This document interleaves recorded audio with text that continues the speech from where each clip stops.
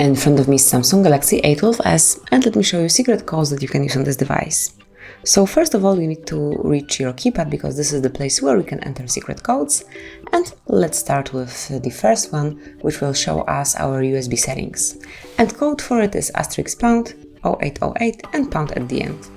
And as you can see here, you can manage USB settings. So if you'd like to change it, just mark particular options and then it will be applied. As you can see here, you've got the current setup.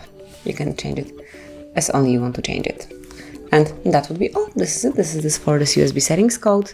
Another secret code that you can enter and then be provided with info is *pound 0228 pound at the end.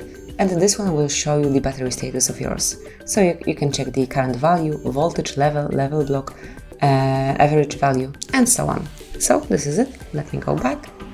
And then if you'd like to open advanced service mode, and this is the longest code, you need to enter *pound 268 3662 and pound at the end. And as you can see here, you've got the service mode.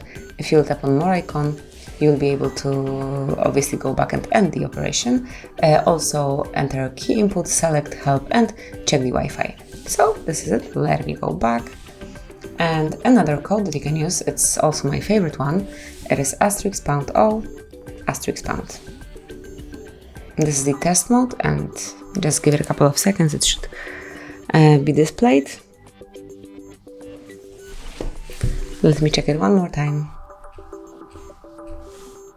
Okay, so let's switch to another code and we will try to enter it later on. So let's go to firmware version. Now it's *pound 1234 and pound at the end. And as you can see here, you've got the firmware version of your Samsung Galaxy A12s. Let me go back. And the last code that I would like to show you here is the one that will provide you with email and serial number. And it is *pound 06 pound.